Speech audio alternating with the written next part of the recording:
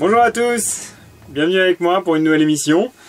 On va traiter aujourd'hui d'une collection éditée chez Pika qui s'appelle les Brigades Humanitaires avec son spin-off. On va faire une seule vidéo pour les deux.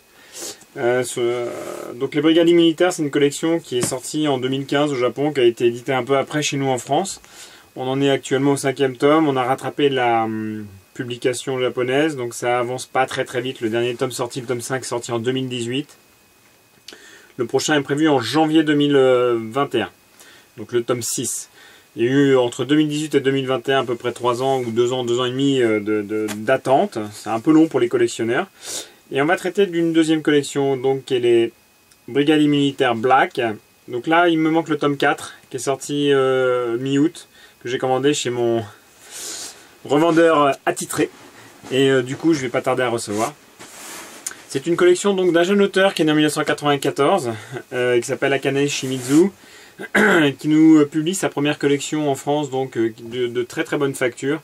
C'est un sujet qui traite des cellules plutôt du corps humain à l'intérieur d'un corps humain. La série va parler de deux personnages principaux qu'on retrouvera au fil des épisodes quasiment tout le temps.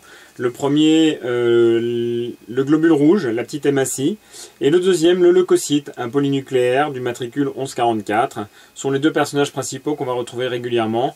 Comme il s'agit d'un manga et d'une collection qui va se passer à l'intérieur d'un corps humain, c'est exactement comme les émissions de la vie à la fin des années 80-90, où on va suivre l'évolution, la connaissance, la culture, les connexions entre les cellules, l'interaction, etc. C'est à l'intérieur du corps humain, c'est un véritable théâtre à l'intérieur du corps humain. C'est une série qui est extrêmement bien faite sur le plan médical, sur le plan de la biologie cellulaire, sur le plan des connaissances, sur le plan des échanges entre les cellules, sur le plan des mobilités, sur le plan des échanges nutritionnels, etc.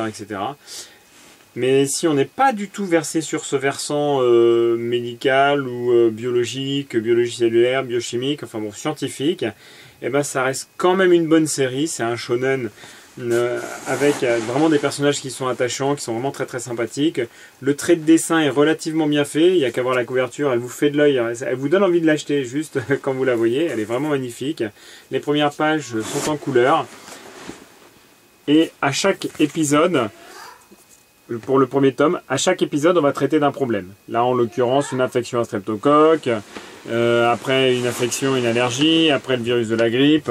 À chaque tome on va traiter comme ça de différentes infections, de différents problèmes, etc. C'est vraiment bien fait, c'est une série qui est vraiment très plaisante, les graphismes sont vraiment plutôt pas mal. Après au niveau du mouvement à l'intérieur, c'est pas extraordinaire là pour le coup. La dynamique même, elle n'est pas toujours très bien respectée. On sent que c'est encore un jeune auteur qui a des progrès à faire au niveau de la dynamique, au niveau de déplacement, au niveau de l'interaction entre les personnages. Mais après, pour ce qui est des visages, pour ce qui est des expressions qui sont à même les personnages, il n'y a aucun problème. C'est un manga qui est extrêmement éducatif. Si vous êtes étudiant en première année de sciences, ou en médecine, ou en études de sage-femme, enfin si vous êtes en PACES, il n'y a aucun problème, vous pouvez y aller. Vous allez trouver plein d'éléments qui vont vous intéresser. Pour le reste, si vous êtes juste passionné des shonen et des mangas d'aventure, ça reste un très bon manga. La première collection, c'est dans un corps qui est normal, où le corps va se battre contre des infections, contre des cancers, contre des machins, contre des trucs. Le spin-off, on est sur un terrain beaucoup plus particulier. Alors, vous voyez le premier, c'est une petite hématie avec un globule blanc. Il est très sérieux, il est très bien, elle est mignonne, elle a l'air toute gentille. Le spin-off, vous voyez le globule blanc avec un énorme décolleté, du sang, des cheveux, enfin bon, un sabre. Et le globule rouge, il n'a pas du tout la même tête. Lui, il est plutôt du genre pas très bien quoi.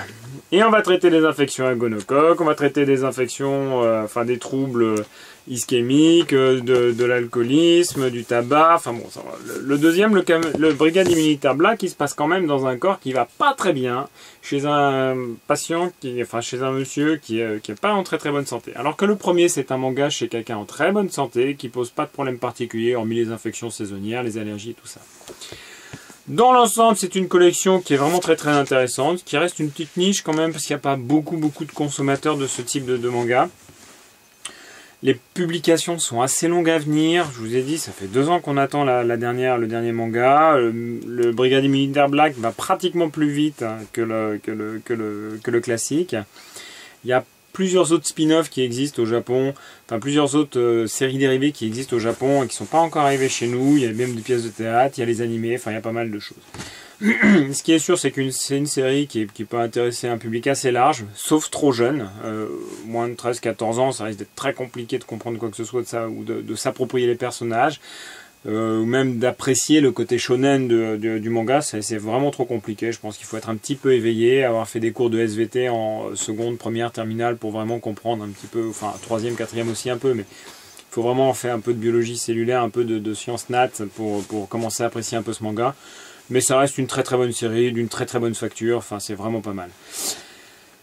Si vous avez apprécié cette vidéo, mettez un petit pouce, vous avez le droit de mettre un commentaire négatif, un commentaire positif, faites comme bon vous semble à partir du moment où c'est constructif, on est tous là pour apprécier les mêmes choses, n'hésitez pas à vous abonner si ça vous a plu, ça m'encouragera à continuer, n'hésitez pas à me faire un petit coucou, me poser des questions si vous en avez, et puis bon, je vous dis à très bientôt. Allez, salut!